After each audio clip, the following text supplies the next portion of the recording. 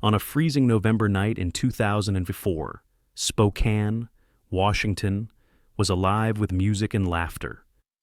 Inside a crowded bar, 21-year-old Mark Ellison played pool, laughed with friends, and finished his last beer. Just before midnight, he said he was heading home. A 15-minute drive, one he had made countless times before. But Mark Ellison never walked through his family's door again. His Ford Ranger vanished. His phone went silent. And with it, a young man's entire future was swallowed by the dark. Imagine this. You say goodbye to a friend, watch him walk into the cold, and expect to see him tomorrow. But tomorrow never comes. That was the cruel reality for Mark's parents, Robert and Linda, who sat up waiting that night, only to wait for nearly 20 years. Posters faded, vigils burned, and whispers spread. Some claimed he ran away. Others hinted at drugs or debts. But the truth was far more sinister. 18 years later, the silence finally cracked, not by police, but by a YouTube diving team who pulled a muddy truck from the bottom of a lake. Inside lay Mark's remains, and the fingerprints of a man he once trusted. This wasn't just another missing person. This was betrayal, buried in water for almost 2 decades. And what unfolded next turned Spokane's most haunting disappearance into one of the most shocking cold case files in Washington history. Tonight, you'll step into that darkness. You'll follow the missed clues, the grief of a family that never gave up, and the forensic twists that brought the killer to light. Because after 18 years, justice finally rose from the water. Stay with us, because what you're about to hear is a story you will never forget. Subscribe now so you won't miss a single moment of Mark Ellison's case. Mark Ellison was not the kind of young man you expected to vanish without a trace. To understand the weight of his disappearance, you have to know who he was, not just the photographs on missing posters, but the living, breathing person Spokane knew. He was born and raised in a modest home on Spokane's north side, the kind of neighborhood where kids still rode bikes until the streetlights flickered on. His father, Robert, worked with his hands, woodworking, car repairs, anything mechanical. His mother, Linda, balanced warmth with quiet strength, keeping the family grounded. Mark had one younger sister, Emily, who adored him and followed him like a shadow. For Emily, he wasn't just a brother, he was a protector, a guide, the steady figure she could depend on.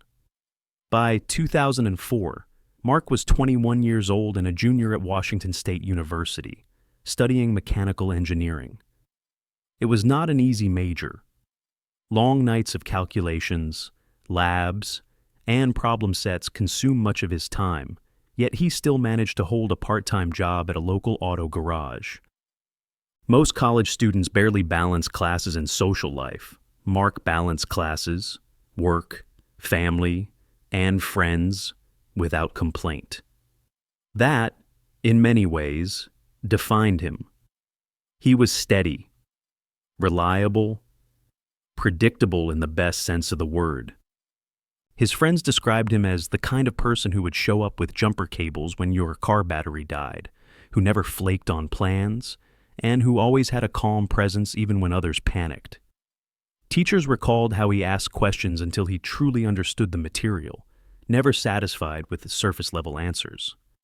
Neighbors remembered him waving while shoveling snow from their driveways, sometimes doing a few extra feet just to help.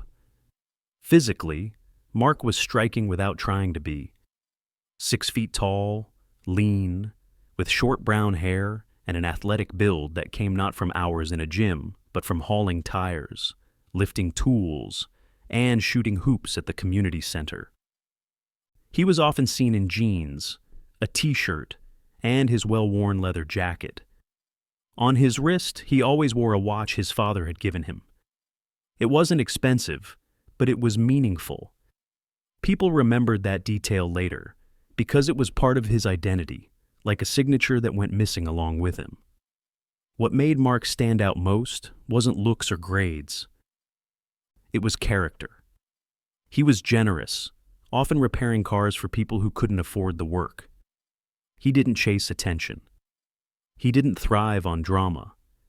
In a city where many young people dreamed of leaving for bigger places, Mark represented Spokane itself, hardworking, modest, dependable. And here's where the psychology matters. When someone like Mark disappears, the shock is amplified. Because reliable people form the backbone of communities. They create the quiet rhythm of trust. The neighbor who waves, the classmate who shows up, the son who calls home.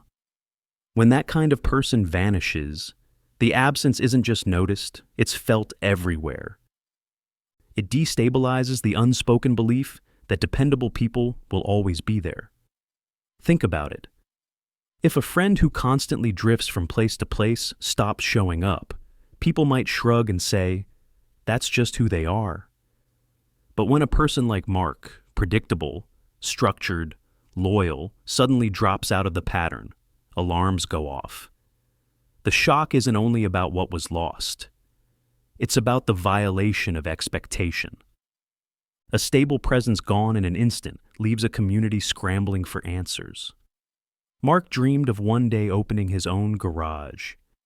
He talked about it often, how he wanted to repair cars, hire younger mechanics, maybe even train local teens who needed jobs.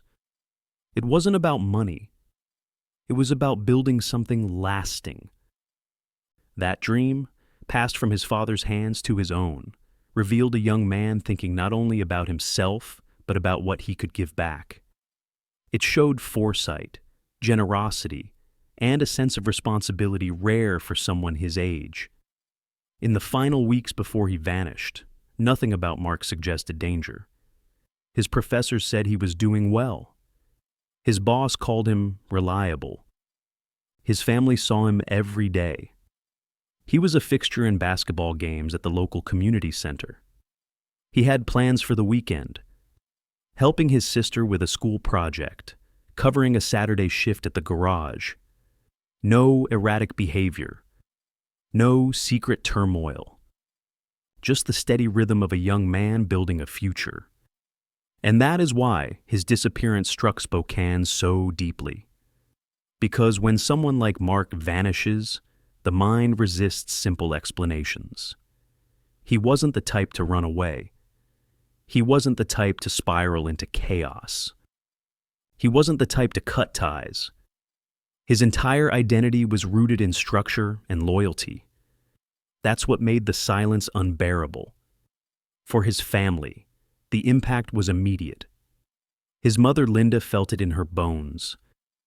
She had waited up that night, as she always did, expecting to hear the Ford Ranger pull into the driveway. When the sound never came, she knew something was wrong. A mother's intuition is rarely mistaken, and, in this case, she was right.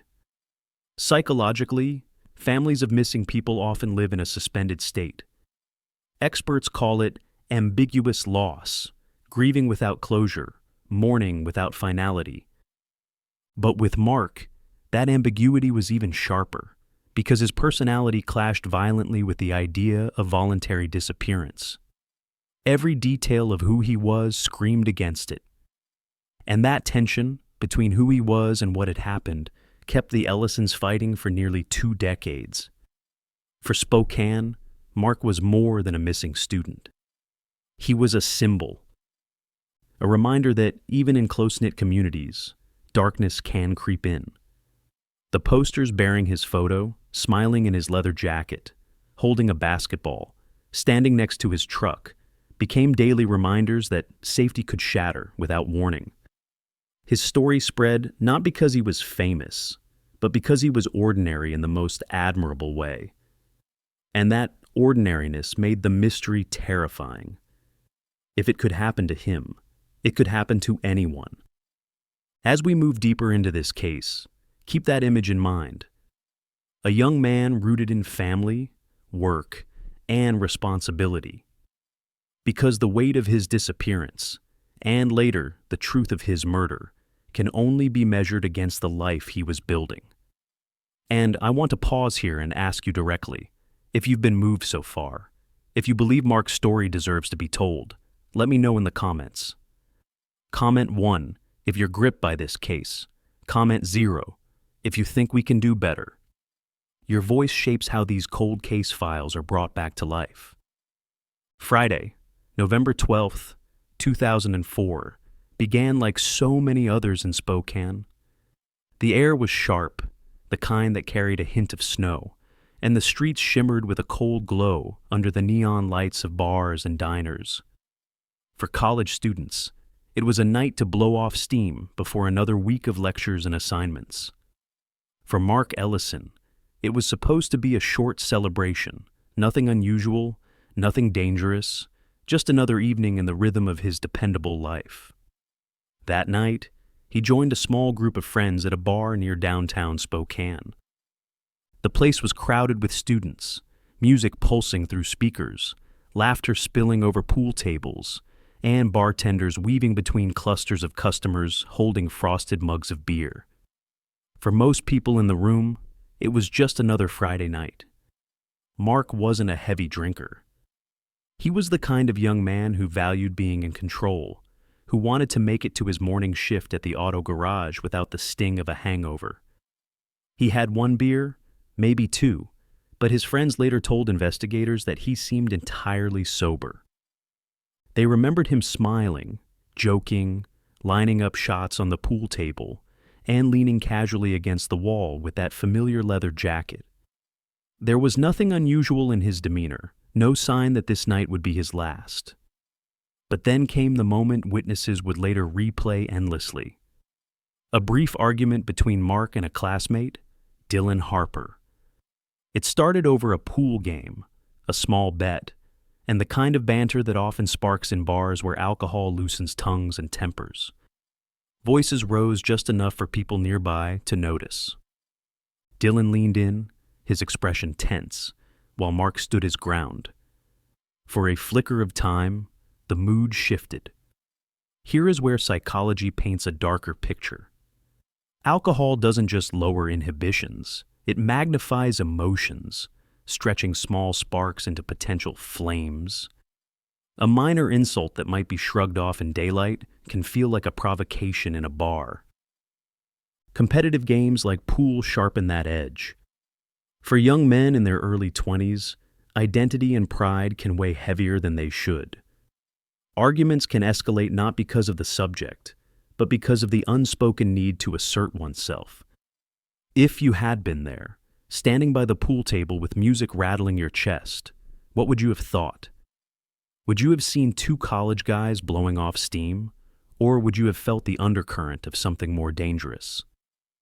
Would you have guessed that one of them was about to disappear forever? Witnesses said the tension dissolved quickly. Mark and Dylan patted each other on the back, laughed, and drifted back into the swirl of the party. For the rest of the night, to most observers, it was nothing but a small bump in an otherwise ordinary evening. But in hindsight, investigators circled that moment like vultures. In the absence of evidence, they clung to the argument, asking whether it was more than it appeared. As the night stretched toward midnight, Mark checked his watch. He had work the next morning, and his sense of responsibility wouldn't let him stay out too late. He told his friends he was heading home. They remembered him picking up his jacket, keys in hand, waving casually as he made his way toward the door. But there was another detail, small at the time, monumental later. Before leaving, Mark received a phone call. Witnesses recalled him stepping slightly away from the group, answering briefly, his tone calm. No one overheard the words. No one knew who was on the other end. When he returned, he told his friends good night. Within minutes, he was outside, walking toward his red Ford Ranger parked near the bar. It was a 15-minute drive from downtown Spokane to his family's home. A route he had driven hundreds of times. Familiar streets, well-lit intersections, suburban turns leading to the quiet comfort of his neighborhood. He should have been home by 12, 15, M. At the latest. But the Ellison driveway remained empty. The familiar hum of his truck never reached the house. And Linda Ellison, waiting up in the living room, never heard the sound she had been listening for.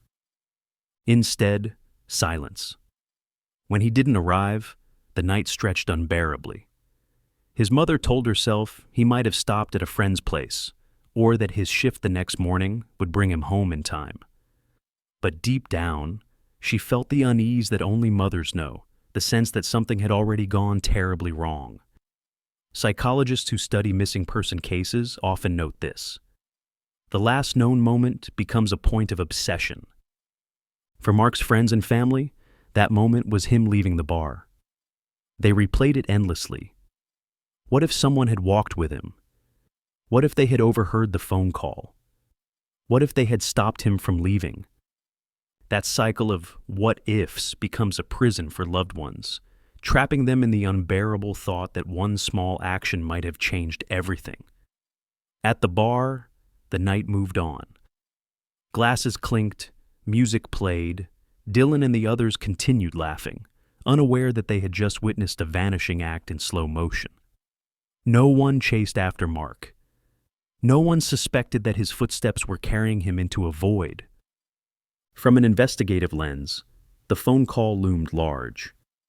Why did he leave at that exact moment? Did someone lure him outside? Did he receive news that changed his plan? In 2004, tracing a cell phone call wasn't simple. The data was crude, tower records slow to obtain, and by the time investigators tried, key details had already slipped through their fingers. What could have been a lead was swallowed by the bureaucracy of outdated systems. For a cold case file like this, the mystery of the call was devastating. Without it, the timeline looked clean but empty. 11:55 p.m. Mark leaves the bar. 12:15 a.m. Expected arrival at home. Everything in between vanished. Here's the haunting question. If you had been one of his friends, watching him step into the night, would you have thought that phone call was his last? The psychological toll on Dylan Harper, the classmate who argued with Mark, was also striking. For years, whispers painted him as a possible suspect. The human mind loves a narrative, and the argument became the seed of suspicion. Dylan insisted it was nothing, just a barroom spat, and perhaps it truly was. But the stain of that night followed him. In cases like these, psychology doesn't just affect the family of the missing, it scars anyone who crossed paths in those crucial final hours. Meanwhile, the Ellison family's night was one of dread. At 1:0 a.m., Linda checked the driveway again. Empty. At 2:0 a.m., Robert woke, pacing the living room, scanning through possible explanations. At 3:00 a.m., Emily stirred in her bed, sensing the tension in the house. By dawn, fear had hardened into certainty. Something had happened. This wasn't like Mark. He wasn't late. He wasn't careless. And he never went silent. The morning light brought no relief. The truck was still gone. The phone was still silent. By late morning, the Ellisons reported him missing. That first call to the Spokane police marked the beginning of a case that would stretch nearly 2 decades. And yet, even in those first hours, the seeds of tragedy were sown. Because Mark's disappearance, in the eyes of police, was not immediately a crime. He was 21, an adult. Adults sometimes disappear on their own, they reasoned. Adults sometimes walk away. But that perspective ignored the psychology of who Mark was. It ignored the steady, dependable young man who had never once given anyone reason to doubt him. It ignored the voice of a mother who knew, instinctively, that something was terribly wrong. This is where the tragedy deepens. When institutions fail to align with the reality of character, cold case files often begin in these moments, not because evidence doesn't exist, but because the wrong assumptions cloud judgment. By the end of November 12th, 2004, Spokane had no idea it was living through the opening chapter of one of its darkest mysteries. The night had seemed ordinary. Students drinking, friends laughing, a young man heading home. But the ripple effects would haunt the city for nearly 20 years. And as you picture Mark stepping into the cold November night, ask yourself, if you were there, would you have noticed the danger in the air?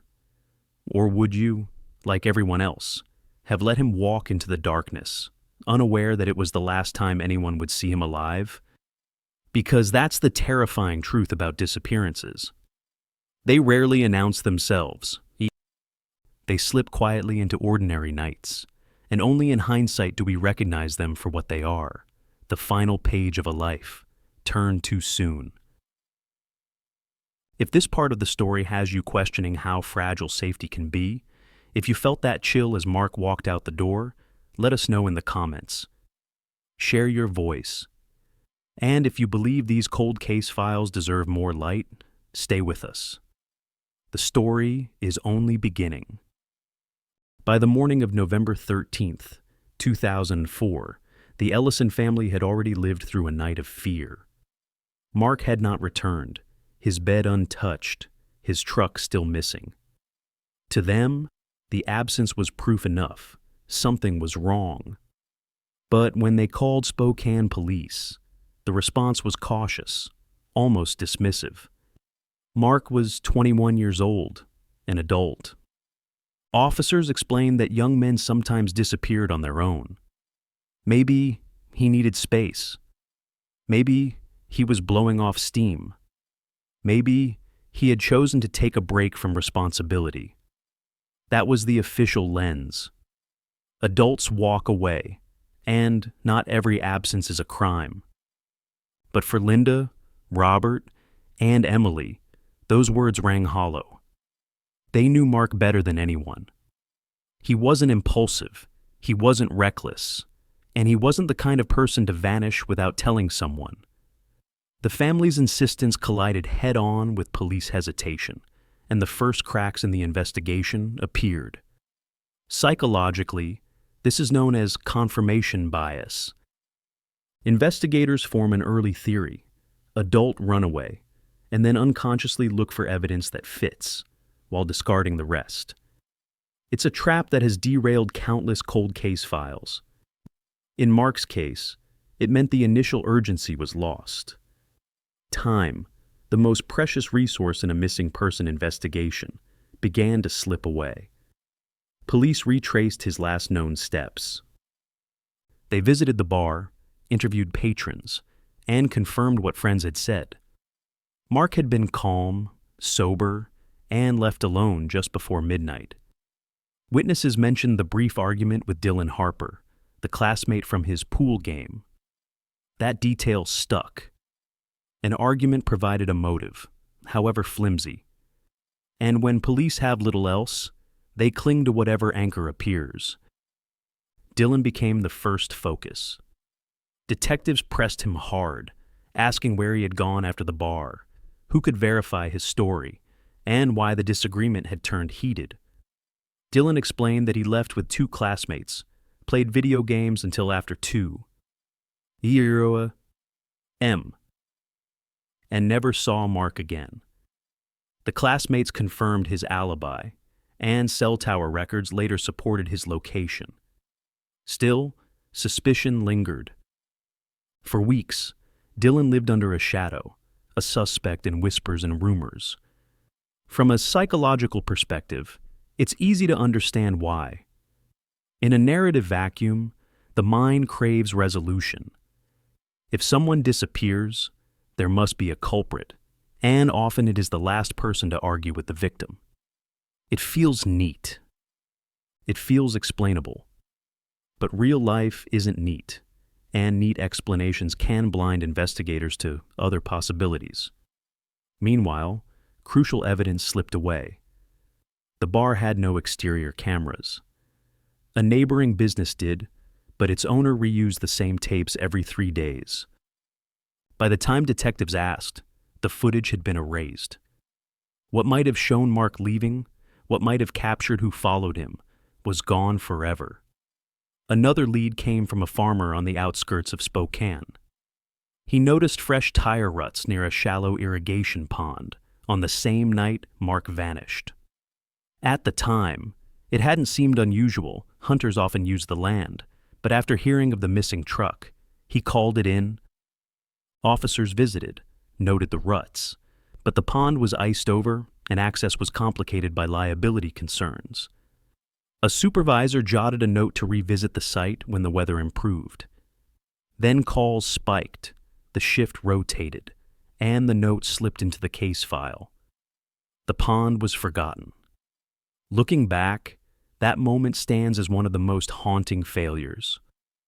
Because 18 years later, Mark's truck would be found not far from that very area. But in 2004, it was written off, a lead to revisit. 8.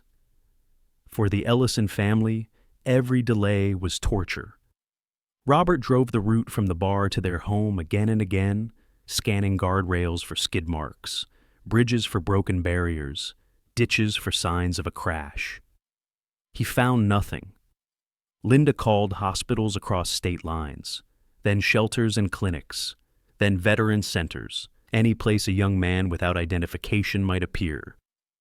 Emily, only 14 at the time, walked school hallways where classmates whispered cruelly that her brother had probably run away. She covered their words by taping missing posters to bulletin boards, forcing the truth into the silence. The community responded in fits and starts. Local news stations covered the disappearance, replaying Mark's smiling face. Volunteers formed search parties, splitting into groups and scanning wooded areas, riverbanks, and rural roads. For weeks, hope flickered. But without evidence, every effort ended in disappointment. This is the cruel paradox of early missing person cases. Families and communities surge with energy, but without guidance, their efforts scatter. Police, trapped in their own bias, miss crucial chances. And what could have been solved quickly begins to drift toward the shelf marked cold case files. 8. As December came, so did rumors. Some said Mark had gotten into drugs. Others claimed he owed money. Someone insisted he had been seen with a stranger near the bar. None of it was substantiated, none of it fit his life, but the gossip spread anyway. For Linda, the rumors were another wound. She found herself not only searching for her son, but defending his character against whispers that sought to explain away the unexplained. Meanwhile, investigators kept circling Dylan Harper. The argument in the bar remained the brightest mark in their notes, even as his alibi held. Other leads, like the untraceable phone call Mark received before leaving, remained frustratingly unresolved. The systems of 2004 were slow, paper-based, and fragmented. By the time Tower Hits came back, the trail was cold. Inside the police bureau, frustration grew. Without a truck, without a body, and without fresh evidence, the case stalled. Detectives suggested checking lakes and ponds with sonar, but the department didn't own the equipment. Borrowing from the sheriff's office required scheduling, training, and budget approval. The proposal went to a meeting, then to a memo, then to a drawer. And the drawer closed. For the Ellisons, every day without answers was agony. At night, Robert stared at maps spread across the dining table, drawing circles around potential search areas. Linda wrote letters to anyone who might listen, police chiefs, reporters, even the governor's office. Emily clung to the hope that her brother would return, even as her classmates mocked her for believing. Psychologists call this stage ambiguous loss, grief without closure, pain without proof. Families become detectives, advocates, and mourners all at once. They fight against silence, against forgetting, against the slow erosion of urgency that institutions allow. By early 2005, the case had cooled. The file still sat in the Spokane Police Department, but calls to the family grew less frequent. Officers rotated, detectives were reassigned, and Mark's name slipped lower on the priority list. Officially, it was still active. Unofficially, it was already drifting toward the archives. And this is where cold case files are born, not in dramatic revelations, but in small failures. A missed tape, a delayed follow-up, a lead postponed until the weather clears. Confirmation bias that narrows focus to one suspect while the real evidence waits, ignored. These are the ingredients that freeze cases in place, sometimes for decades. If you were in the Ellison family's shoes, how would you feel? Would you trust the official line that adults sometimes disappear? Or would you, like Linda, fight against the narrative, convinced that every hour lost was another mile of distance between your loved one and the truth? In Spokane, life moved on. Students graduated. The bar changed owners. Neighbors went about their routines. But for the Ellisons, every day remained November 12th, 2004. They lived in the echo of that night, replaying Mark's last steps, clinging to the certainty that he hadn't run away, that someone, somewhere, knew the truth. By the first anniversary of his disappearance, the vigils began. Candles lit on campus, prayers whispered in church pews, Mark's name read aloud. The Ellisons refused to let him be forgotten, even as the official investigation slowed to a crawl. And yet, behind every vigil, behind every flyer taped to a telephone pole, lingered the unspoken question. Had the police failed him from the start? If you believe mistakes like these should never bury the truth, if you think families deserve better than waiting for years while cold case files gather dust, let me know in the comments. Your voice matters. And stay with us, because the Ellisons weren't about to let this case die. By the spring of 2005, only a few months after Mark vanished, the investigation had already begun to cool inside police files. Leads were drying up, tips were recycled, and energy inside the Spokane Police Department shifted toward fresher cases. But in the Ellison household, nothing cooled. Nothing shifted. For them, the disappearance of Mark wasn't a case, it was daily life, an open wound that refused to close. Robert Ellison, Mark's father, was a quiet man who had always worked with his hands. A carpenter by trade, he knew how to build order from chaos, how to measure, cut, and fit until pieces aligned. But this mystery was different. There were no measurements, no blueprints, just absence. And so, in his desperation, he turned the family garage into what neighbors would later call the war room. 8s. Inside, Robert hung maps of Spokane on the walls, circles drawn in red marker around ponds, rivers, and rural back roads. Strings connected key points, Mark's last known location, the bar, the route home, and every dead-end tip. He stacked boxes with notes from volunteer searchers, photocopies of witness statements, and every article ever printed about his son's disappearance. On the workbench, where tools once sat neatly arranged, he taped photographs of Mark, each one a reminder of what this fight was about. The garage became more than a room. It was Robert's battlefield. Every night after work, he'd sit in that cold space, sipping black coffee, staring at maps until his eyes blurred. He wasn't a detective, but grief had turned him into one. Friends who stopped by recalled his determination, his refusal to let go. "If the police won't do it," he said more than once, "then I will." 8s. Linda, Mark's mother, fought in a different way. She became the voice of the family, the public face of their crusade. She wrote letters, dozens at first, then hundreds, to police chiefs, mayors, governors, even senators, to reporters, local TV anchors, and national programs. Each letter carried the same message. Our son did not run away. He did not vanish by choice. Someone out there knows something. In 2006, Linda launched a website called Find Mark Ellison. It was simple at first, a collection of photos, timelines, and pleas for tips. Over time, it grew into a hub for supporters. People from across the country stumbled upon the site, some offering condolences, others sharing theories, still others sending tips, most of which went nowhere. But to Linda, the site was more than a digital bulletin board. It was proof that her son's story was not forgotten, a way to keep his name alive in a world that moves on too quickly. Every anniversary of Mark's disappearance, Linda organized vigils.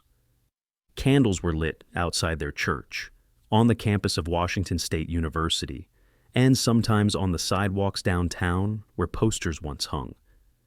Friends, neighbors, and strangers gathered. They told stories about Mark, his laugh, his leather jacket, his dream of one day opening his own garage. These vigils were not just about mourning. They were about resistance, about refusing to let time erase him. And then there was Emily. 14 years old when her brother vanished, she bore the brunt of teenage cruelty. In the hallways of her high school, whispers spread. Some classmates said Mark had probably run off. Others joked that maybe he didn't want to be found. Words like those can scar, and for a teenage girl already drowning in grief, they cut deep. But Emily's response was not retreat. It was resilience. She taped missing posters to her school's bulletin boards. She handed flyers to students at basketball games. Later, as she grew older, she joined her mother at vigils, standing in front of cameras, speaking about her brother with a strength that belied her years. Psychologists describe this transformation as adaptive resilience. In families of the missing, each member copes differently. Some drown in silence, others scream for attention, and still others turn grief into action. For Emily, action was survival. Keeping Mark's name alive was how she carried him with her. If it were your brother, how long would you keep searching? A year? 5 years? 10? Imagine the weight of walking down a hallway where people whispered that your sibling had abandoned you.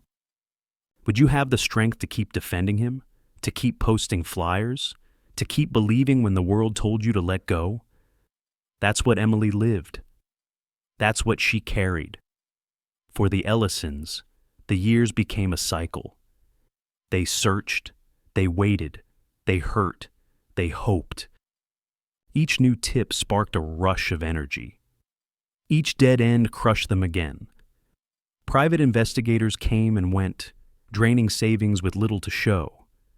One claimed to have located a submerged vehicle in a reservoir, but the money to pull it out never materialized. Another chased rumors in nearby towns that led only to strangers who looked vaguely like Mark. Each time, hope rose. Each time, hope collapsed. And still, Robert kept adding to the war room. Each failed lead was another note pinned to the wall, another line drawn on the map. The walls grew cluttered, a patchwork of obsession and devotion. Neighbors said Robert aged quickly in those years, his shoulders slumping, his hair graying, but his resolve never fading. Linda found strength in community. She joined support groups for families of the missing, both locally and online. There she met parents who had been waiting decades, mothers who had turned their grief into activism, fathers who had never stopped searching rivers or forests. These groups gave Linda not just empathy, but strategy.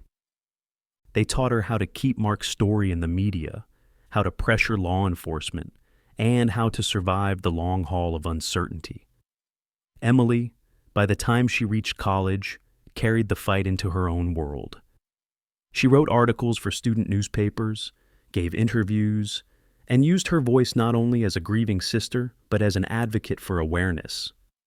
She argued that families of missing persons needed more resources, that cold case files were not just dusty folders, but lives frozen in limbo.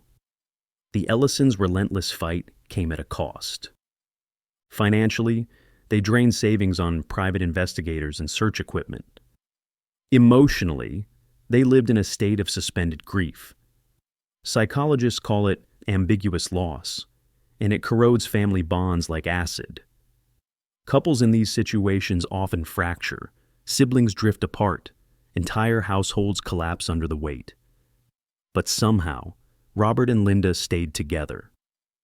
They fought differently, Robert in maps and leads, Linda in letters and vigils, but they fought side by side. In Spokane, people noticed.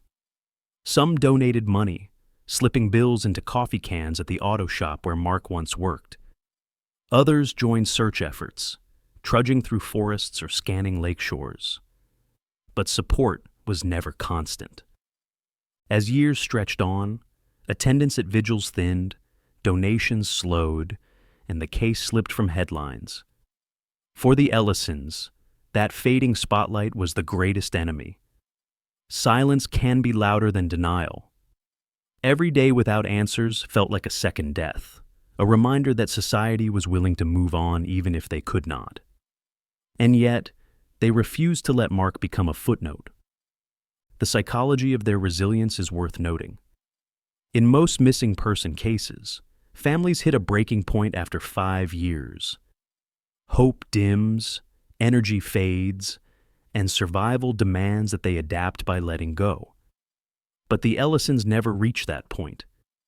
They carried Mark forward year after year, even when it hurt, even when it isolated them. Why? Because of who Mark was. A dependable young man doesn't just vanish without reason. That truth was the fuel behind every flyer, every vigil, every late-night mapping session in Robert's garage. They knew him, and because they knew him, they could not stop. If you were in their place, could you do the same? Could you fight for nearly 2 decades against silence, against whispers, against the crushing weight of doubt? Could you hold on to your belief in your brother when the world told you to let him go? For the Ellisons, the answer was yes. And it was that relentless fight, more than police, more than official channels, that kept Mark's name alive long enough for the truth to one day surface. And if you've made it this far, I want to ask you directly. Do you think you could endure what the Ellisons endured? Comment 1 if you believe their persistence is inspiring, or 0 if you think you might have given up sooner. Your voice matters, because every story in these cold case files reminds us that justice depends on those who refuse to stop searching. By the time 2022 arrived, 18 long years had passed since Mark Ellison disappeared into the cold Spokane night. His family had grown older, the city had changed, and generations of students had cycled through Washington State University without ever knowing the young man whose photo still lingered on aging flyers. For most of Spokane, Mark's story had become a faded memory, the kind that surfaces only during anniversary vigils or when someone new stumbled across the Find Mark Ellison website. But for Robert, Linda, and Emily, the story had never stopped. Their war room, their letters, their vigils, it had all been sustained for nearly 2 decades by sheer willpower. And then, almost out of nowhere, hope arrived from a place no one had expected. A group of volunteer divers with a YouTube channel. They called themselves Deepwater Recovery, a team that had gained a modest following online by searching lakes and rivers for missing vehicles. Their videos often began with sonar scans, grainy shapes on dark screens slowly turning into recognizable outlines. Cars, trucks, sometimes boats long forgotten. The divers had earned a reputation for doing what police agencies often couldn't or wouldn't do: dedicate endless hours to cold waters, probing the depths until answers surfaced. One day, Deep Water Recovery received an anonymous message. The tip was simple: check a small lake on the outskirts of Spokane. According to the sender, a vehicle had been submerged there for years. At first, the divers were skeptical. They received dozens of tips every month, most of them fueled by rumor or wishful thinking. But something about this one caught their attention. The location matched old speculation from the Ellison case, and the story of a missing red Ford Ranger had long haunted true crime forums. On a gray morning in early October 2022, the team arrived at the lake. Their equipment was far from glamorous: an aluminum boat, sonar scanners, underwater drones, ropes, and cameras set up for live streaming. What made them powerful wasn't the gear, but the persistence. They scanned methodically, line by line, broadcasting their process to thousands of viewers watching online. At first, the sonar screen showed only the usual clutter: branches, rocks, the ghosts of old debris.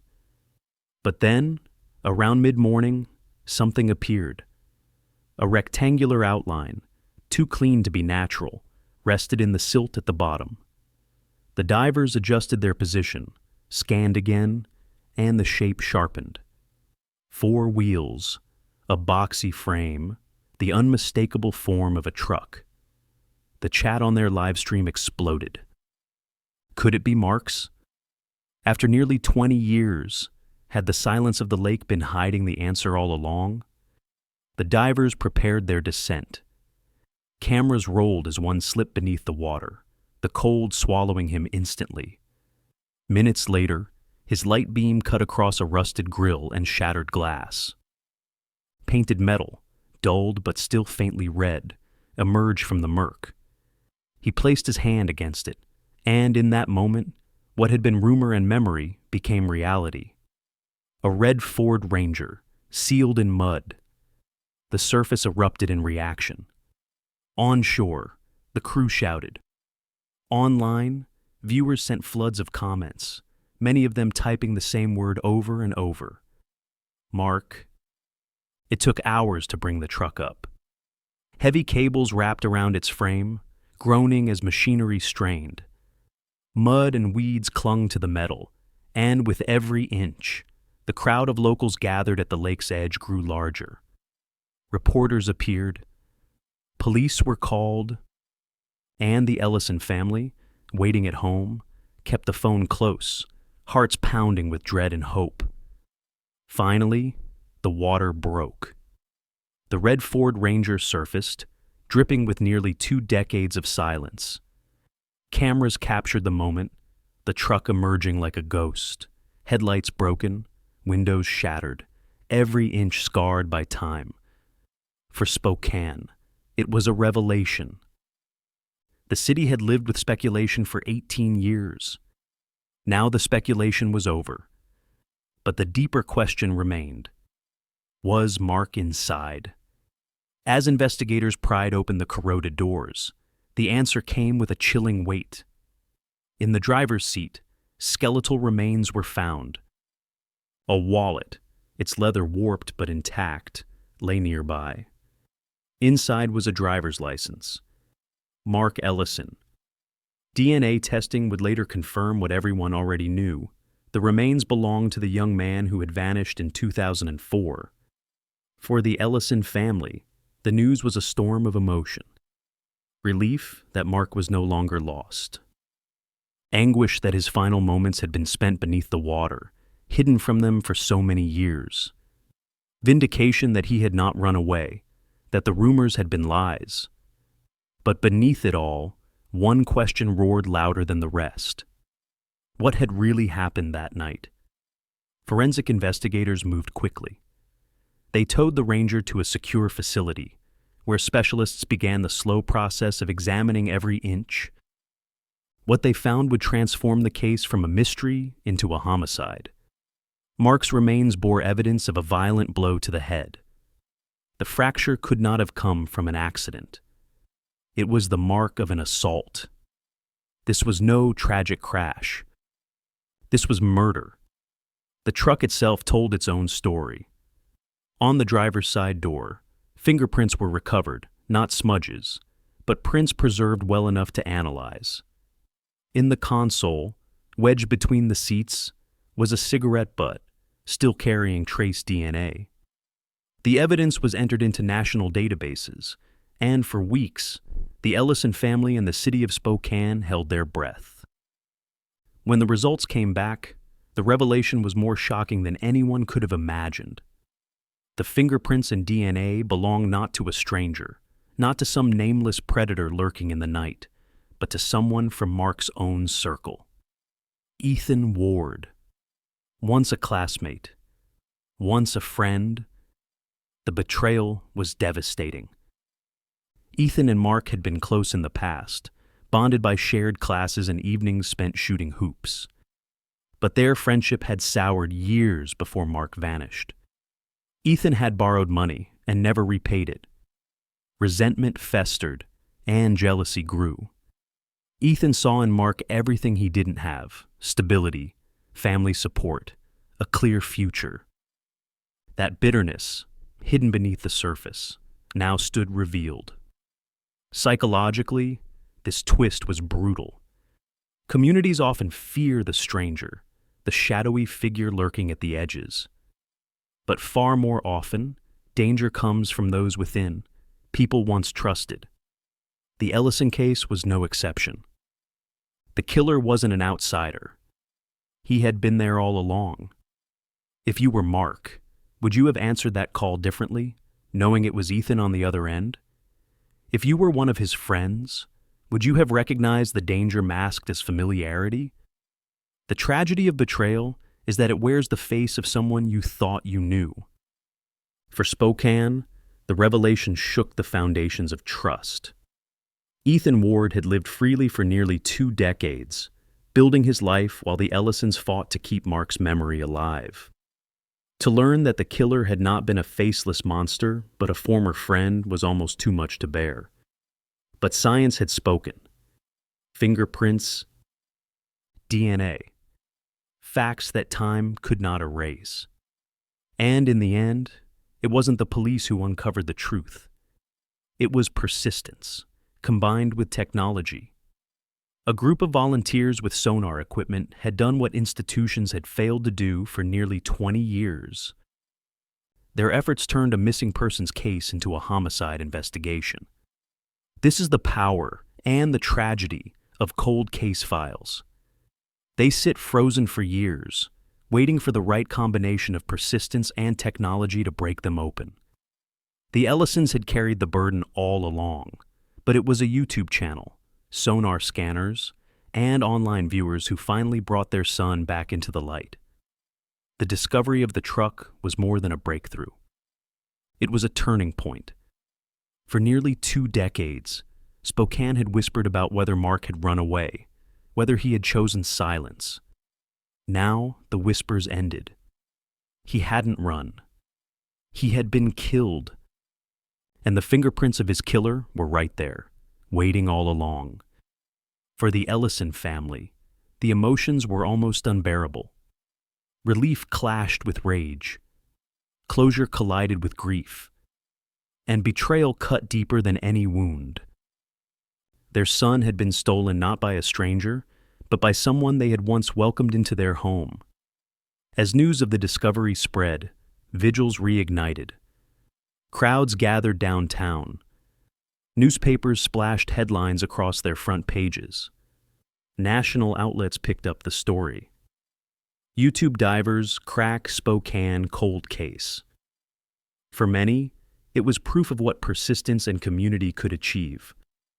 For others, it was a harsh reminder of how many cold case files still wait in silence. The Ellisons had lived 18 years without answers.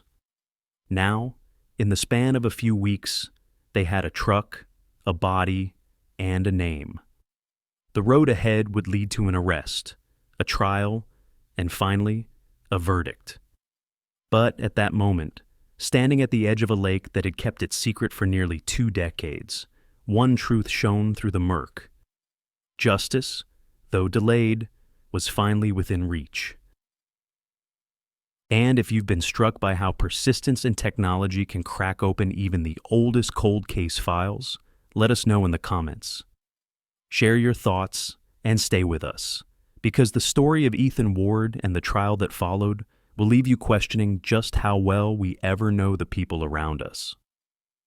By early 2023, Spokane was bracing for what many had once thought impossible: a trial that would finally bring answers to the Ellison family.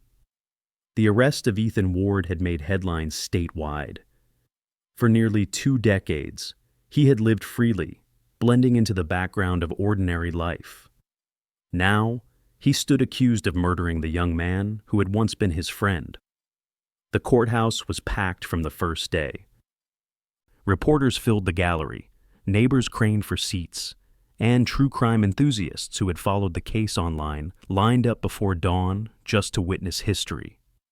At the front row sat Robert and Linda, hands clasped tightly, Emily between them. 18 years of grief, searching, and waiting had led them to this room. The prosecution opened with a timeline as devastating as it was clear. They walked the jury through November 12th, 2004. How Mark spent the night at the bar, laughed with friends, argued briefly with Dylan, and stepped outside after a phone call. They replayed the details that had haunted Spokane for years: Mark's last smile, his leather jacket, the route he should have taken home. Then came the breakthrough. The truck pulled from the lake in 2022. Photos of the mud-covered Ford Ranger filled the courtroom screens. Jurors leaned forward as prosecutors explained how sonar scans, persistence, and volunteer divers had accomplished what law enforcement could not. And then the evidence unfolded piece by piece. First, the medical examiner. He described the fracture to Mark's skull, a violent blow inconsistent with any crash. It was the mark of an assault. The courtroom fell silent as he explained how the injury came before the truck entered the water. Mark hadn't lost control. He had been struck, incapacitated, and then driven into the lake. Next, the forensic experts. A fingerprint analyst displayed enlarged images of prints lifted from the driver's side door. They were matched beyond doubt to Ethan Ward. Then came the DNA expert, who explained how genetic material from a cigarette butt wedged in the console also matched Ethan. Time had not erased the truth. Technology, once limited in 2004, now spoke with certainty in 2022. The prosecution tied it all together with motive. Witnesses testified about Ethan's jealousy, the money he had borrowed and never repaid, the resentment he carried toward Mark's stable life. Ethan had struggled academically, dropped classes, drifted between jobs, while Mark seemed to move forward with purpose. Envy simmered, unspoken but heavy. Psychologically, Ethan's profile fit a tragic pattern. Envy is one of the most corrosive emotions. Unlike anger or fear, which flare and fade, envy lingers. It festers in silence, turning admiration into bitterness. For years, Ethan had been close enough to see what Mark had: family, support, potential, but too distant to share in it. That distance hardened into resentment. By the night of November 12th, it boiled over. Prosecutors argued that Ethan called Mark outside the bar, lured him away under the guise of reconciliation or conversation. Instead, he struck him, placed him in the truck, and rolled the vehicle into the lake. A murder of betrayal, not impulse. The defense countered with everything they had. They emphasized the passage of time, 18 years between disappearance and arrest. They argued that memories fade, witnesses move away, and evidence degrades. They painted Ethan as flawed but not violent, a man burdened by debts and mistakes, but incapable of murder. The fingerprints, they said, could have been from an earlier time, when Ethan and Mark had worked on the truck together. The DNA from the cigarette butt, they claimed, might have been weeks or months old. But each point unraveled under scrutiny. Experts explained how fingerprints degrade underwater, making it virtually impossible for Ethan's to have survived from years before unless he touched the truck the night of the crime. The cigarette butt, preserved deep between the seats, was unlikely to have remained unless it had been left close to Mark's disappearance. Piece by piece, the defense's narrative collapsed. The most powerful moment came when prosecutors revealed call records. Though limited by 2004 technology, they showed that Ethan had been in contact with Mark just minutes before he left the bar. That call, the last one Mark ever answered, tied the threads together. Opportunity, evidence, and motive. Throughout it all, the Ellison family sat in silence. Linda wept quietly as the fingerprint evidence was explained.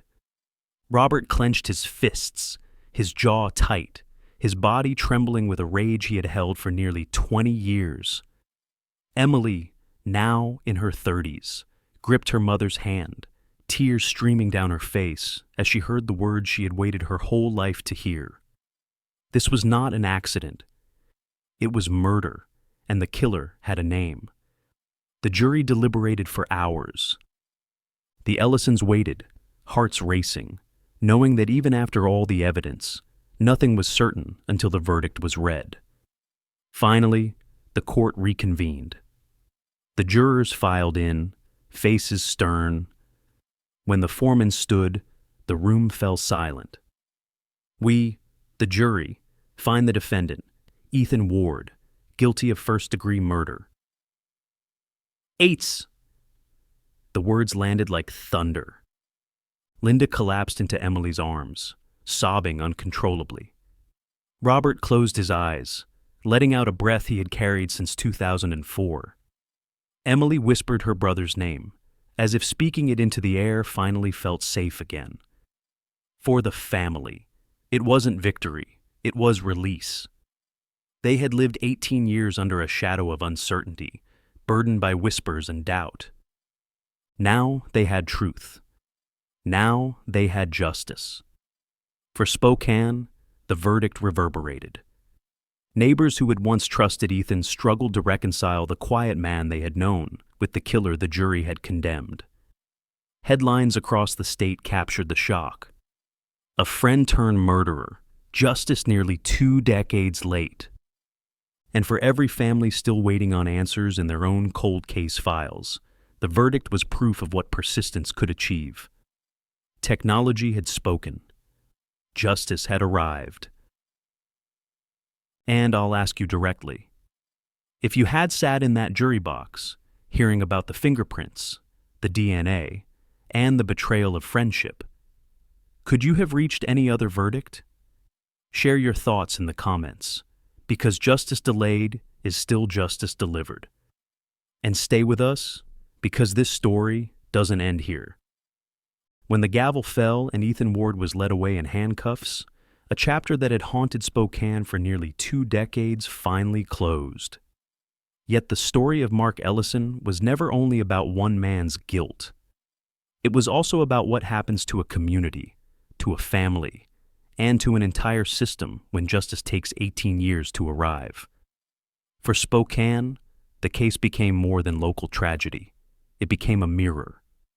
It showed how quickly an investigation can lose its way, how easily confirmation bias can freeze progress, and how silence can stretch across years. But it also showed something else: the extraordinary power of persistence. Without the Ellisons' refusal to stop searching, without their vigils and their voices, Mark's name might have disappeared into the background noise of forgotten cases. Without volunteer divers armed with sonar and determination, the truck would still be rusting beneath the lake. In that way, this story is not just about failure, it is also about redemption. because it proved that even the coldest of cold case files can be cracked open when persistence collides with technology. The lesson resonated far beyond Spokane. Police departments across Washington began revisiting long-stalled cases, aware that modern forensics and community involvement could expose what older methods had missed. Families of the missing, who had endured their own ambiguous losses, saw in the Ellisons a reminder that silence does not have to mean the end. Psychologists say that unresolved disappearances often fracture families, pulling them apart under the weight of uncertainty. But the Ellisons had done the opposite. They turned grief into action, heartbreak into resilience. Robert's maps, Linda's letters, Emily's teenage courage, each was a thread that, together, kept Mark present even when he was gone. Their fight reminds us that families can carry a case forward long after police have labeled it unsolvable.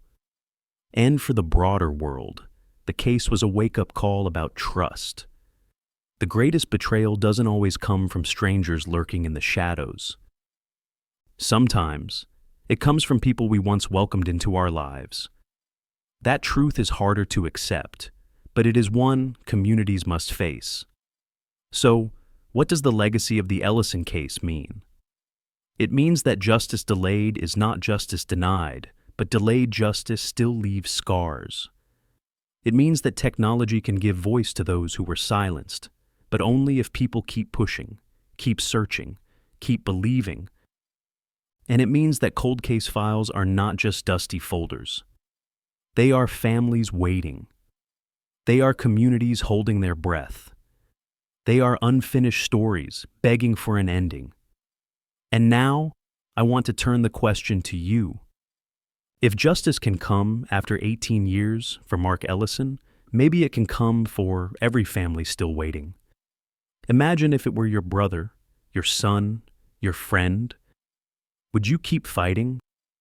Would you hold on when the world told you to move on? That's the haunting gift of this case. It forces each of us to confront how fragile safety is, and how powerful persistence can be.